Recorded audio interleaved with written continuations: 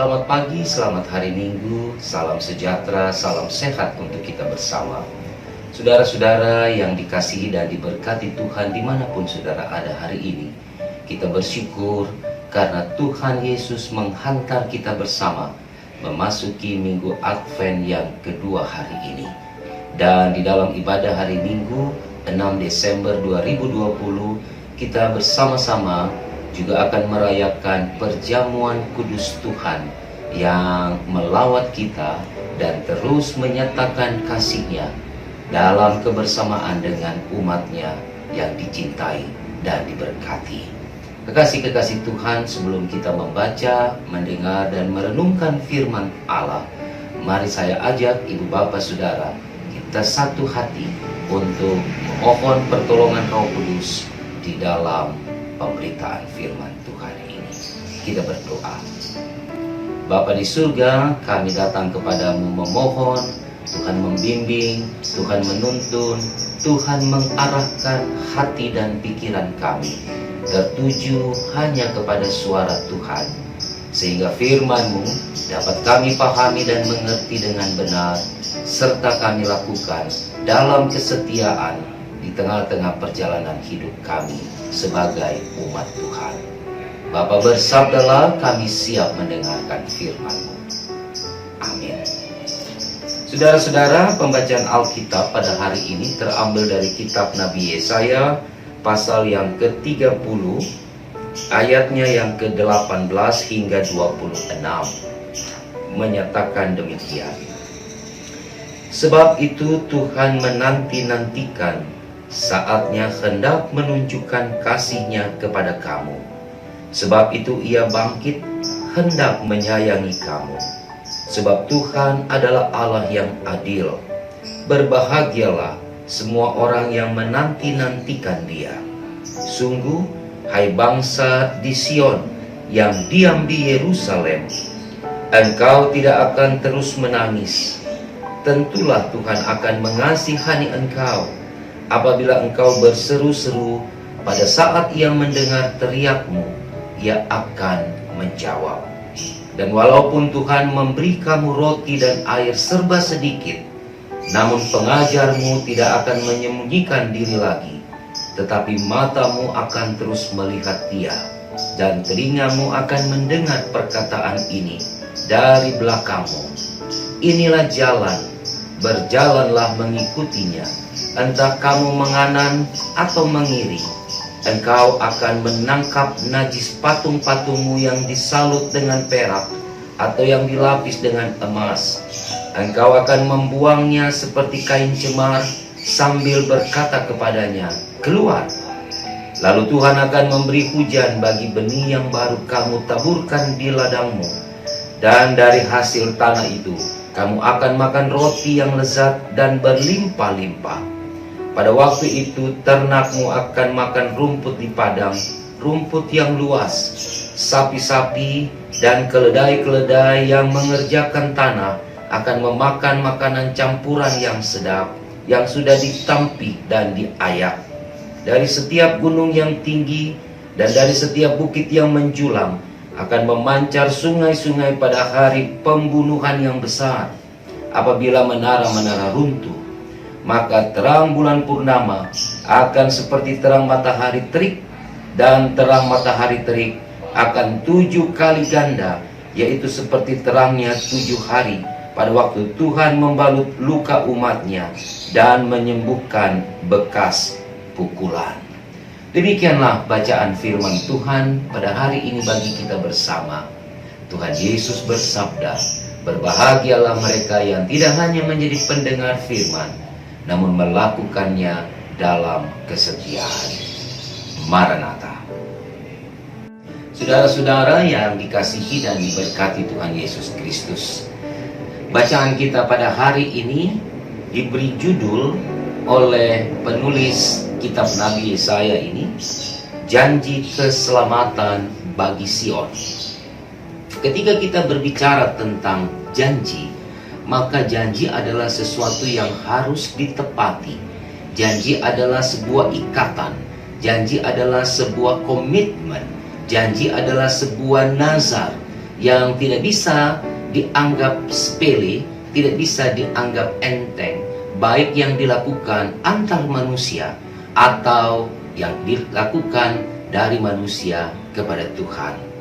Maka hal yang sama juga terjadi dalam kesetiaan Allah yang berjanji kepada umatnya bahwa Ia akan memberikan pembebasan, Ia akan memberikan keselamatan, Ia akan memberikan hidup baru. Transformasi kehidupan akan dikerjakan oleh Allah bagi mereka yang mengikutinya. Dan di dalam bacaan kita tadi kita melihat bagaimana Nabi Yesaya menjelaskan, memberikan sebuah gambaran tentang kehidupan yang baru, kehidupan yang diberkati Tuhan bagi Israel ketika bangsa ini kembali hidup di dalam kesetiaan mereka kepada Tuhan Allahnya. Bacaan kita pada hari ini berbicara tentang bagaimana Israel atau bangsa Allah itu dituntut untuk mengikuti kehendak orang-orang Mesir yang menjajah mereka. Nah, dalam tradisi perjanjian lama, saudara, kita mengenal bahwa apabila sebuah bangsa itu sedang menjajah atau menindas bangsa yang lain, lalu bangsa yang dijajah itu ia harus mengikuti kehendak dari bangsa yang besar atau bangsa yang sedang menjajahnya.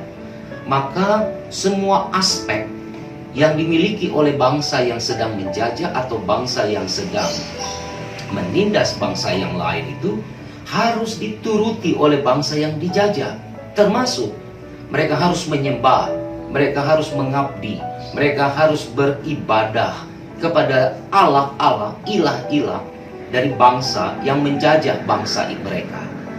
Oleh sebab itu dalam konteks ini Israel dituntut oleh bangsa Mesir untuk juga menyembah kepada patung Baal dan dewa-dewa orang Mesir, supaya kehidupan mereka ada dalam keadaan yang nyaman.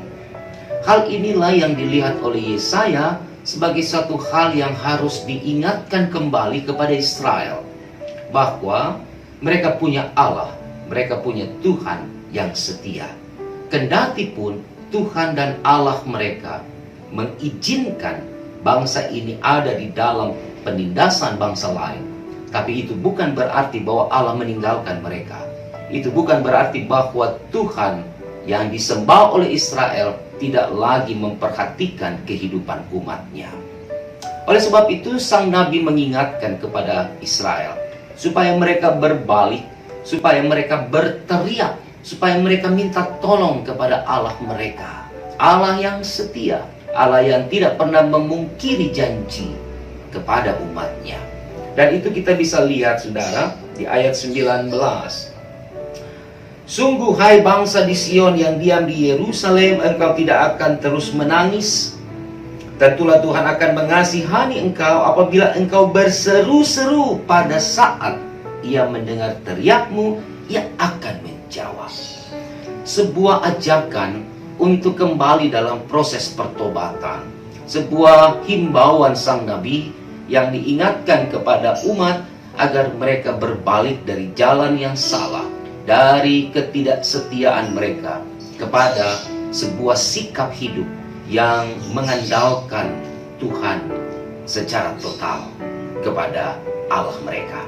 Oleh karena itu, ketika mereka dapat berbalik kembali, ketika bangsa ini mau berseru-seru dan berteriak minta pertolongan dari Allah, maka gambaran yang disampaikan atau dinyatakan oleh sang Nabi adalah sebuah kehidupan yang diberkati, kehidupan yang tidak berkekurangan, kehidupan yang sangat-sangat menyenangkan dari seluruh aspek kehidupan manusia, dari seluruh keinginan dan kerinduan Israel.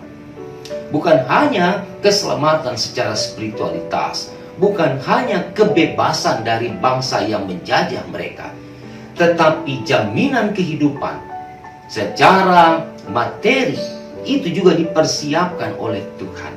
Saudara, kita membaca di dalam bacaan kita bahwa mereka akan mendapatkan tanah ladang yang luas, yang berumput hijau. Hewan-hewan mereka tidak akan kelaparan. Hewan-hewan mereka akan makan makanan yang terbaik. Dan bangsa ini akan hidup dalam terang kasih Allah. Mereka akan mendapatkan cahaya, sinar yang selalu membawa mereka untuk hidup dalam kebenaran dan kekudusan. Tidak ada lagi kegelapan, tidak ada lagi kecemaran, tidak ada lagi kehidupan yang dihiasi dengan dosa. Ketika hidup mereka dibangun bersama dengan Tuhan. Kekasih-kekasih Tuhan yang diberkati, di Minggu Advent yang kedua ini, di mana kita juga bersama-sama menantikan kedatangan Tuhan di dalam peristiwa Natal yang kita rayakan bersama, kelahirannya, kedatangannya sebagai seorang manusia yang mau merendahkan dirinya, yang mau hadir dalam cinta kasih, memberikan keselamatan, memberikan jaminan kehidupan bagi umat yang percaya dan setia kepadanya. Maka firman hari ini mau mengajak kita untuk juga mempersiapkan diri, hati, pikiran kita, supaya Kristus itu bisa lahir, Kristus itu bisa menjadi bagian di dalam kehidupan kita. Bagaimana mungkin Kristus yang akan lahir dalam peristiwa Natal yang kita ingat rayakan itu, ia lahir di hati yang busuk, ia lahir dalam pikiran yang jahat, ia lahir dalam keberadaan hidup yang penuh dengan kecemaran. Saya kira kita bersama akan sepakat bahwa Yesus yang kudus itu, ia membutuhkan tempat yang juga kudus untuk menetap dan untuk menjadi bagian di dalam keberadaan hidup kita sebagai umatnya.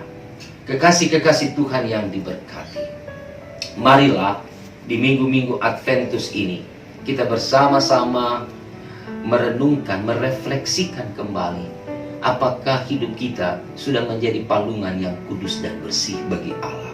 Apakah pikiran-pikiran kita sudah kita basuh dengan dari segala hal yang jahat, dari segala hal yang kotor. Marilah perilaku hidup kita, apakah sudah menunjukkan perilaku kehidupan umat yang benar-benar memiliki Allah yang setia. Jika kita masih belum memiliki kriteria-kriteria kehidupan yang dikehendaki Allah, inilah waktunya bagi kita untuk mengambil bagian di dalam menyempurnakan seluruh proses kehidupan kita untuk benar-benar menantikan kedatangan Allah dan siap ketika Allah hadir di tengah-tengah hidup kita. Dan pada hari ini, ketika saya dan saudara diajak untuk mengambil bagian dalam perjamuan kudus di akhir tahun 2020 ini, maka jamuan kudus Tuhan ini kembali mengingatkan kepada kita bersama bahwa Allah tidak pernah meninggalkan kita. Allah selalu hadir, Allah selalu menyatakan kasih-Nya lewat peristiwa dan lewat pemaknaan jamuan kudus Tuhan yang terjadi 2000 lebih tahun yang lalu sebelum ia mati. Maka Tuhan Allah mau terus mengingatkan kepada kita bahwa kematian dan kebangkitannya adalah bukti bahwa ia menepati janjinya kepada orang-orang yang percaya kepadanya. Dan ketika saya dan saudara mengambil bagian, kita dipersatukan dengan Kristus yang kudus. Oleh sebab itu, hiduplah dalam kekudusan. Hiduplah menjadi pribadi-pribadi yang senantiasa dapat mencerminkan sebuah proses kehidupan yang menjadi kesaksian bagi dunia bahwa kita adalah orang-orang yang selalu kedapatan setia kepadanya. Kekasih-kekasih Tuhan yang diberkati, di bagian akhir dari perikop kita hari ini dijelaskan oleh Yesaya bahwa Tuhan akan membalut, menyembuhkan, memulihkan semua luka-luka dalam diri manusia yang percaya kepadanya. COVID telah membuat luka dalam kehidupan banyak orang, bahkan seluruh dunia. COVID telah menjadi sesuatu yang mencemaskan, mengkhawatirkan kehidupan orang banyak. Tetapi itu bukan berarti bahwa kehidupan kita berhenti ketika kita berhadapan dengan COVID-19.